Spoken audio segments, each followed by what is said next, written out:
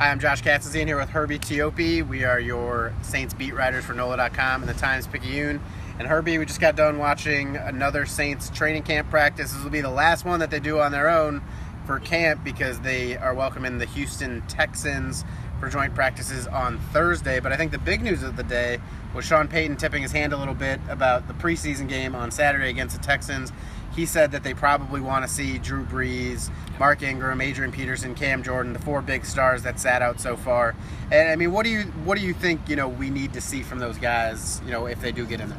Well, obviously, the third preseason game traditionally around the NFL is known as the rehearsal game for the regular season because the fourth preseason game, starters or even people who are on the second team usually don't even get to play at all. So it's important to get your starters some repetitions in the third preseason game, and this is exactly what Payton was talking about, getting Drew Brees out there, Adrian Peterson potentially, Mark Ingram, and Cam Jordan. So it's important to get those guys reps. Yeah, it's weird. You ask the different guys. Cam Jordan wants to play. I asked him after the game against the Chargers. Ingram said he was on the fence. Well, he didn't say he's on the fence. He said it doesn't matter. He'll do whatever the coaches ask. So yeah, we'll see. I mean, obviously, if Brees gets in there and they have a productive series, I'm sure that will be the end of it. I'm sure the coaches probably want to see at least one handoff to Adrian Peterson just to see if he can break these tackles. I thought Peterson had a good day at practice today.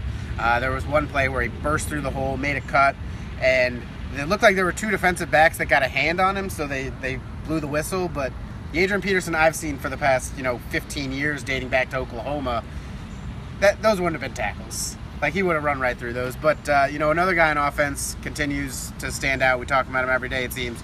Tommy Lee Lewis. What was he doing today? My goodness. Tommy Lee Lewis, all he did today was beat the #1 draft pick, Marshawn Lattimore, down the left sideline on the deep pass.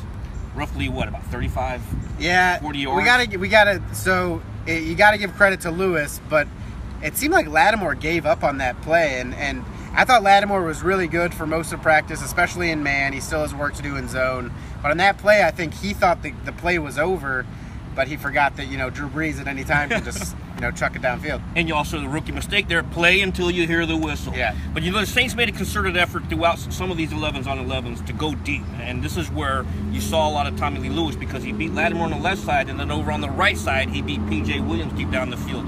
And I think overall, they look pretty good throwing it deep today, as you would expect when you have Drew Brees. They normally do, and it seemed like they were focused a lot on play action stuff today.